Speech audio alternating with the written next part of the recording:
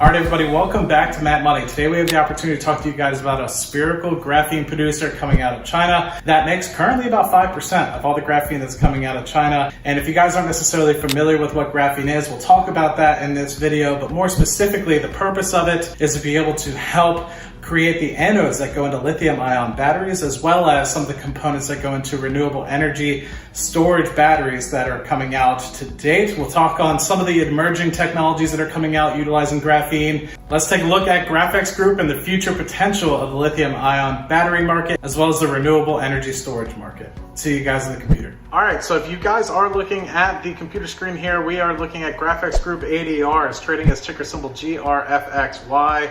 It's up approximately 37% year to date, where it was trading about $1.60 US dollars.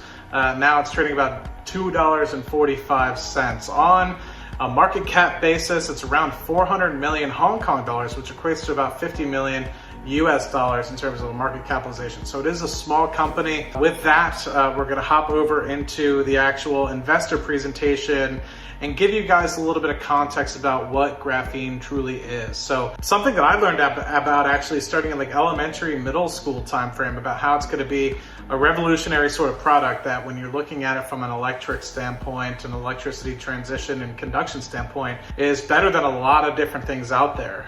It's really just trying to make it a very economic product to use. And since then, it's obviously become more and more economic. And with that, lithium-ion batteries have been a lot bigger of a thing. So that being said, what it basically is a single layer of carbon atoms.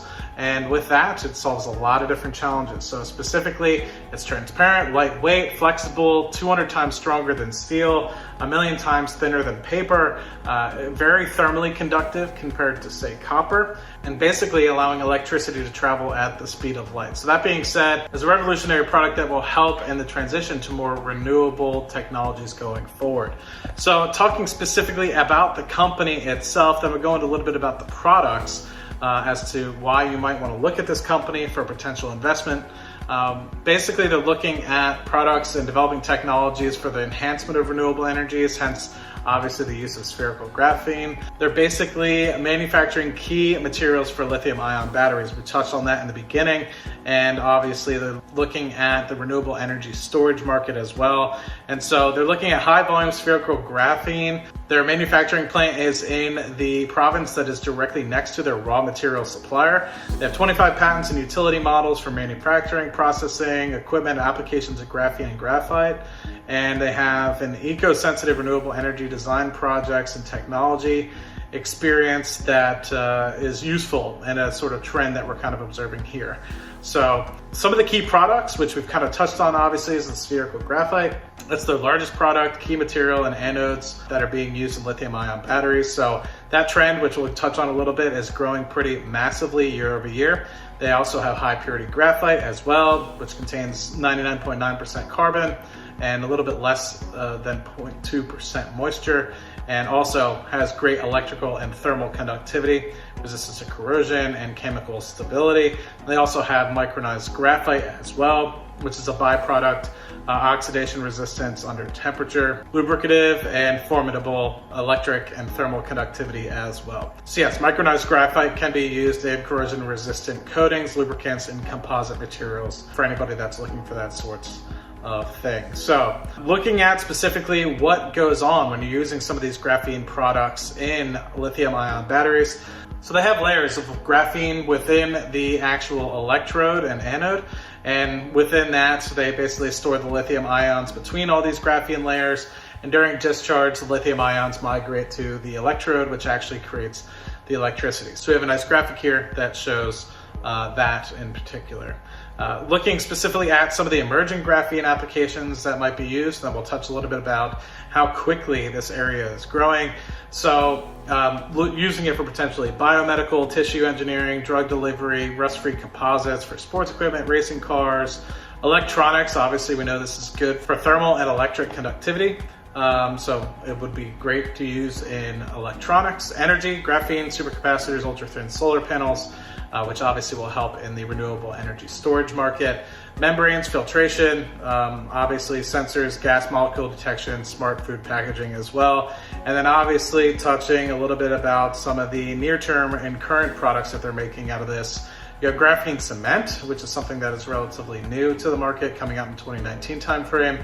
Eliminates electrical wiring, reduces need for air conditioning as well. And then you also have graphene headphones, which is on trial as well. Graphene membrane for enhanced treble and bass. I'd like to give those a try. And you also have a car that's actually made completely out of a graphene body, using a lot of panels, enhanced carbon fiber, improving strength, weight, and thermal performance as well. So that being said, 304 horsepower, being able to go from 0 to 60 in 2.8 seconds, which is rather impressive for a car with such little horsepower. So specifically looking at how Graphex Group participates in the graphene market, they're obviously making the lithium-ion battery anodes that are made specifically from the spherical graphite, currently producing around 10,000 metric tons per annum of spherical graphite, which is about 5% of China's output. And I recently heard an interview of one of the directors discussing that they're trying to expand capacity from 10,000 metric tons a day to almost 30 or even 40,000 metric tons per day, which is going to be hugely beneficial when we get into some of the growth needs of the spherical graphene market when we get to some further slides in the presentation. So touching a little bit about on the growth aspect of things, spherical graphite market is forecasted to grow at 18.6% per annum through 2027. We'll touch a little bit as to why, two major contributors to that. And the emerging graphene market is forecasted to grow 35% per annum through 2027. So specifically looking at the EV market, obviously those are the ones that are using a lot of these lithium-ion batteries. Each EV, to give you an example, uses about 70 kilograms of spherical graphite, basically 1 kilogram per kilowatt hour of battery. So if you have a 70 kilowatt hour battery, it's going to use about 70 kilograms of graphite. So that being said, the demand in China alone was 200,000 tons. In 2020, it climbed to 230 to 240,000 tons. And you can just see how quickly this entire graphic for the EV market will continue to grow. We're at the 3 million electric vehicle car output annually worldwide for electric vehicles, about 3 million a day, and will expand to about 9 million a day over the course of the next 2 or 3 years. And then of course, by the time you get to 2040 timeframe, they're predicting potentially 60 to 70 million cars per annum, which will be electric vehicles. So that in particular, looking at 2026 timeframe, forecast is to consume about 700,000 tons comparatively to the 230 to 240,000 tons that we're seeing today of spherical graphite per year. So that being said, if there's no additional supply being added, there will be a significant deficit, increasing the price per pound or kilogram in this particular case for spherical graphite. Currently, they produce about 5% of China's supply. We touched a little bit about that earlier. So you're seeing a pretty significant compound annual growth rate going from, let's just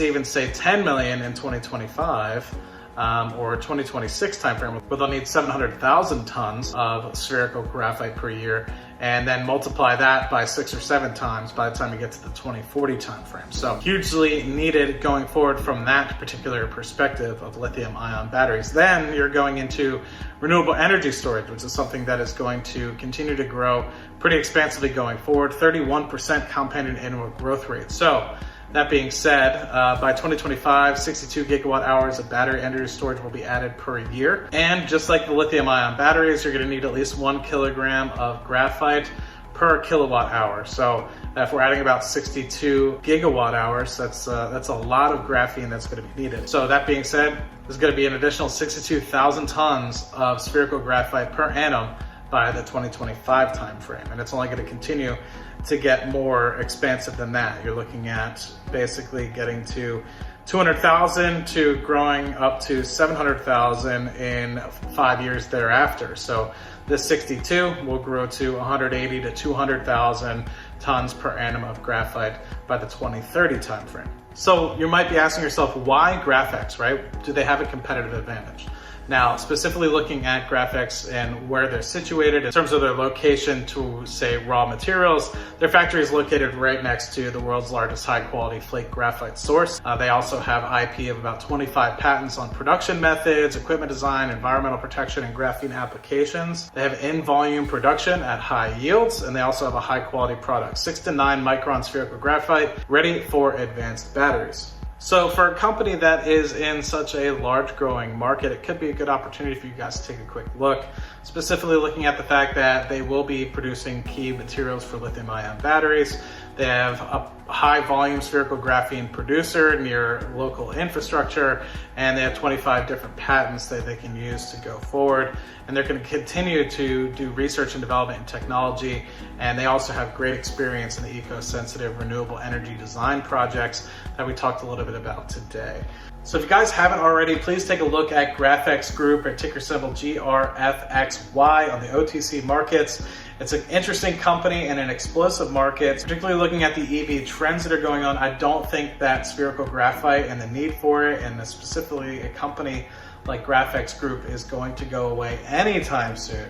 So if you guys are interested and you believe in the EV future, you believe in the renewable energy storage future, give this company a look. It could be something that looks good in your portfolio for this particular trend and this particular niche. Thank you guys for looking at Graphex Group. Hopefully I'll see you guys on the next video.